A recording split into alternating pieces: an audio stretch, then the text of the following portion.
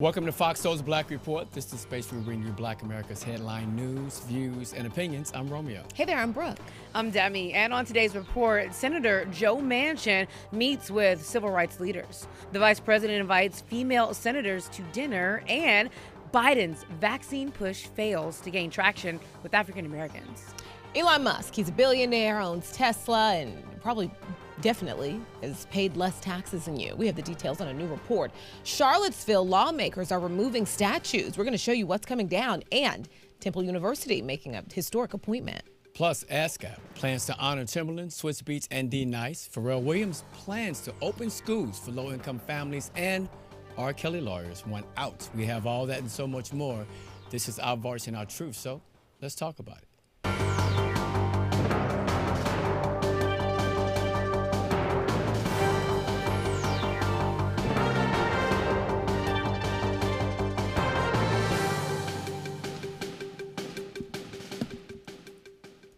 All right, here are your headlines for the day. Senator Joe Manchin says he had a constructive meeting with a group of civil rights leaders, but remains unmoved on his opposition to a sweeping bill to overhaul federal elections.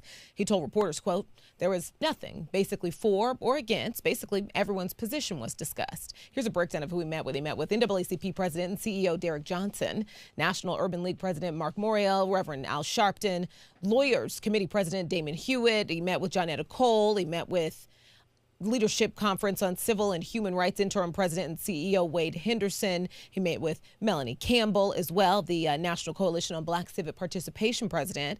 Manchin is the only Senate Democrat who has not signed on as a co-sponsor, and he's dug in against it, arguing that it's too broad and cannot pick up GOP support. Lots of criticism. This is just the latest criticism on Joe Manchin from Democrats, basically saying, that he's, holding them back and they can't figure out why. Also interesting, while this is happening, Democrats are trying to, in their words, protect voters from different state laws you're seeing happen in GOP-led states. And so Joe Manchin is up against that and still choosing not to sign on. So it's frustrating a lot of people. Joy Reid tweeted this. She says, is there any point to the NAACP and other civil rights groups meeting with Senator Manchin at this point? Wouldn't that be roughly like having MLK sit down with old Strom Thurmond to discuss the filibuster and the Voting Rights Act in 1965? Manchin has told y'all who he is. It seems well past time for Senator Schumer to put the individual components of S1 on the floor and see how many of them Manchin votes against, because the presumption that West Virginia Joe favors voting rights seems like a huge stretch at this point. Yeah, so what's the solution to this situation? I mean, I thought you're supposed to, for the most part, ride together, right? For all the Democrats should be on the same page with this situation, because if this was flipped, if Trump was in office and these were Republicans and somebody didn't agree, what would happen in that situation? So we've seen it. Wait, I mean, first of all, we've never seen it because they're always on board. They so many of them were willing to be on board with the lie. Whether they agree or not. Actually won the election. Right. Absolutely. And we've also seen that they're also willing to come together and refuse to work with Democrats in any way. We've seen that now with two presidents. So it's interesting. Yeah, we do know he supports the H.R. 4, right? But then again, how far is that going to get if you have Republicans that don't want to support that as well?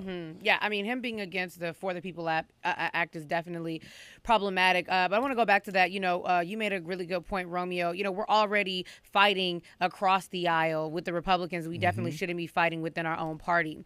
And then at the end of the day, every person who wants to vote should have access to voting without any problems. But back to the For the People app, one thing that's important about that is that it protects same-day registration. And so if you guys think about it, when I was my very first time of voting, when I registered, I was on a college campus. It was my first time registering to vote, but I registered on the day of registration. You get so many people possibly just walking by, didn't really, drop the ball, forgot to register. And that gives them that last opportunity to be able to register and make their voice be heard. And so that's something that's very, very important. And like I said, him being against it is definitely problematic.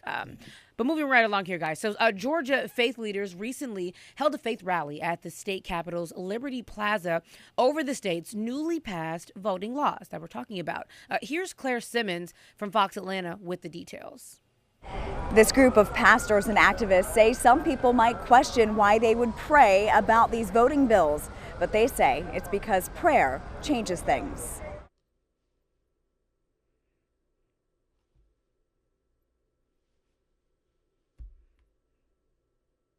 Faith leaders bow their heads in Liberty Plaza Tuesday as they hold a mass prayer rally against the recent wave of election law changes across the country.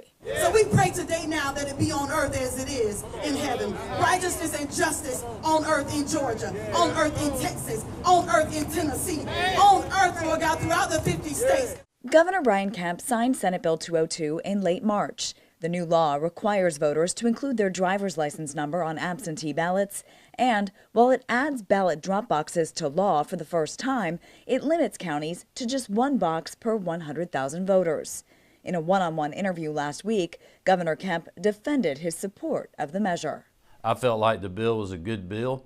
It makes it easy to vote and hard to cheat, and that's what I've always stood for in Georgia, is secure, accessible, and fair elections. And anybody that's saying any different, they're not being truthful with you. Last month, this group launched a boycott of the Home Depot, saying the Georgia-based company did not speak out against the Georgia law.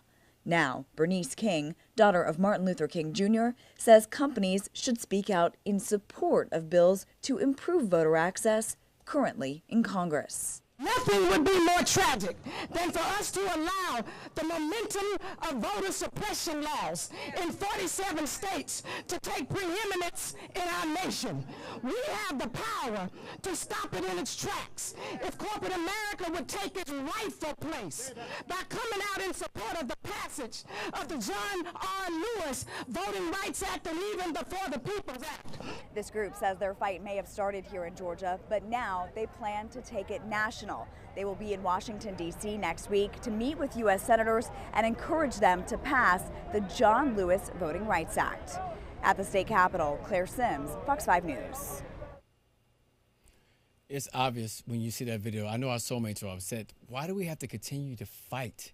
Fight for something that was done right the last election. There was no cheating. People said that it's obvious, but yet they still want to make it. It's so obvious what they're trying to do. Like, that's very frustrating. All right, moving on. Vice President Harris has invited every female senator for dinner at her residence at the Naval Observatory next week, a White House official confirmed on Tuesday. The forum will provide an opportunity for the 24 female senators from both parties to huddle with Harris at a time when the White House is pursuing a potential bipartisan agreement on infrastructure. It's unclear currently whether all of the women will attend the dinner next Tuesday. Plans for the June 15 dinner were first reported by Politico. So here's a chance for all the women to sit down. I know she probably have done this sooner, but she was going through some renovation at her home.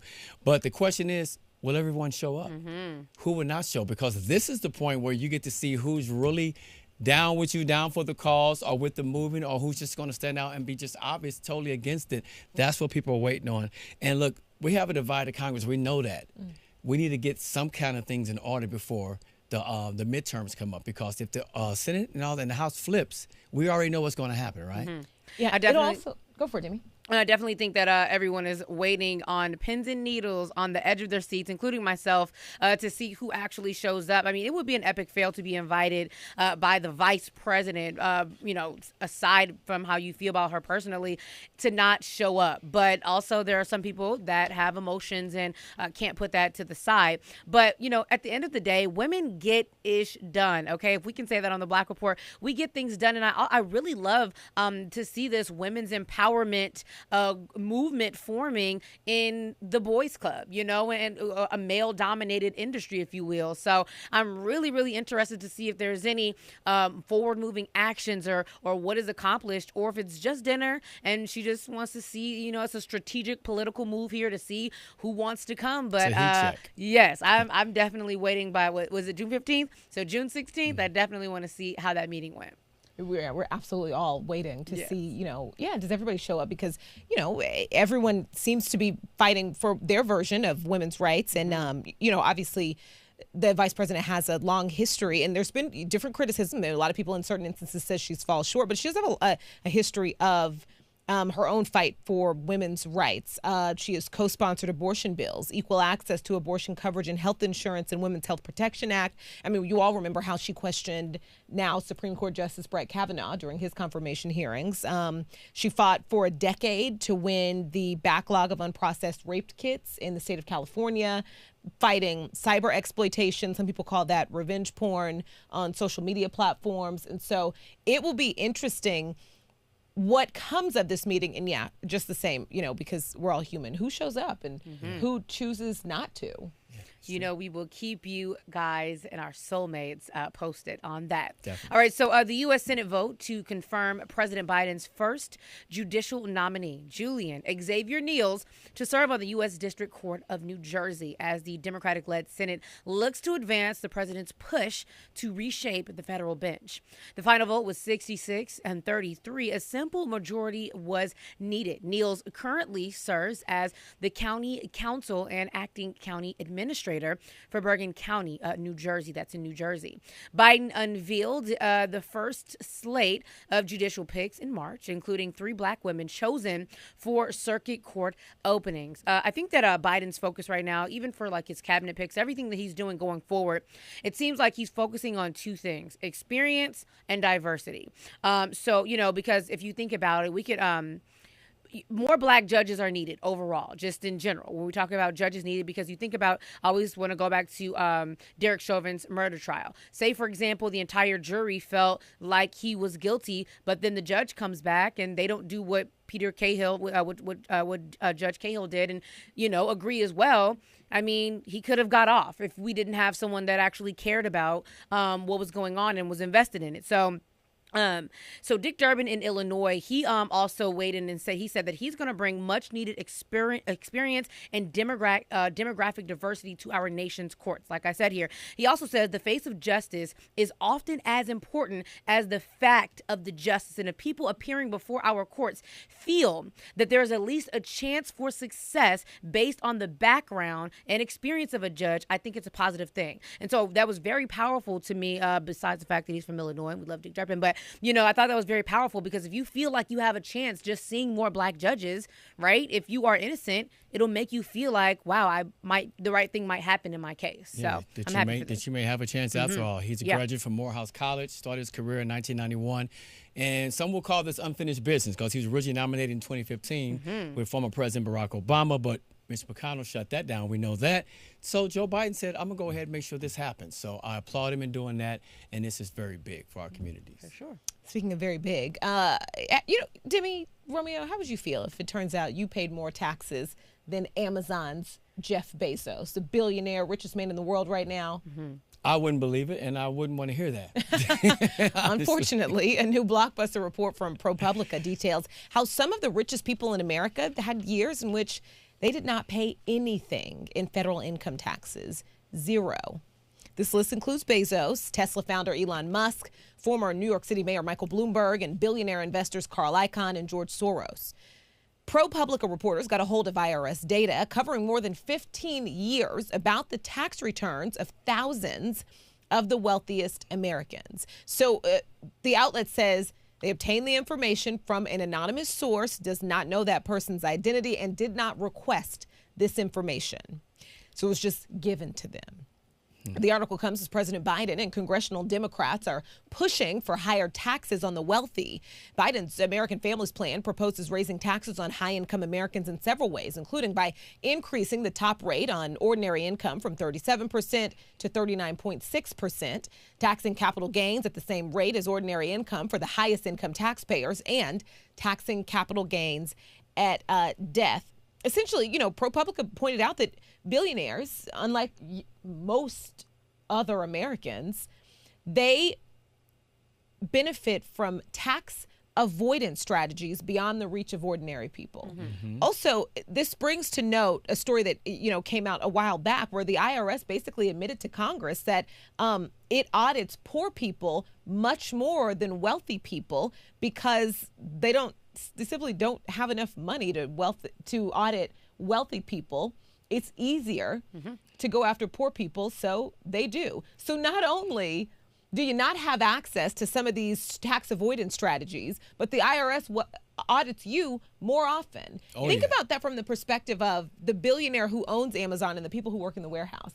There was a year where they all paid more federal income taxes than he did because he paid zero. Yeah. I mean, Warren Buffett said the same thing. He bragged about how he paid less taxes than his secretary.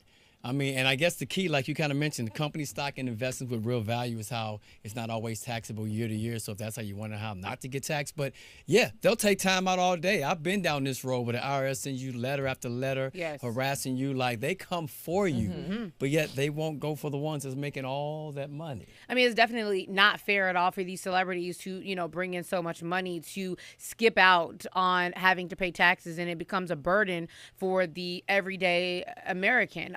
But so, Brooke, I was reading into this as well. So something, I'm sure that it is a legitimate source, but them not knowing who sent them the secret files, we don't know who else has access to it. Just something about that just makes me not sit well on top of the fact the IRS is also interested to know who got the documents and where they were sent to. So that's the only thing. I definitely want us to do, more updates on this and keep our soulmates informed, because how did just random documents just kind of fall out of the sky? And, what if those documents were, something was, someone, messed with them or something like that. So that's the only thing that has me just, shaking my head a little bit, because I'm just a little uneasy about. Yeah, I don't know how that fell out the sky. How come Trump's information didn't fall out the sky? It just has not fallen. But it did. Well, remember, okay. a bit of it did. Also, guys, Watergate, they did not, you know what I mean? Oh, yes, so, you're right. this happens often. Yeah. Somebody is fed up. Yeah. And leaks something to Do it more often then. to journal. Yes, keep doing. We need some more information to just fall out of the sky. Yeah.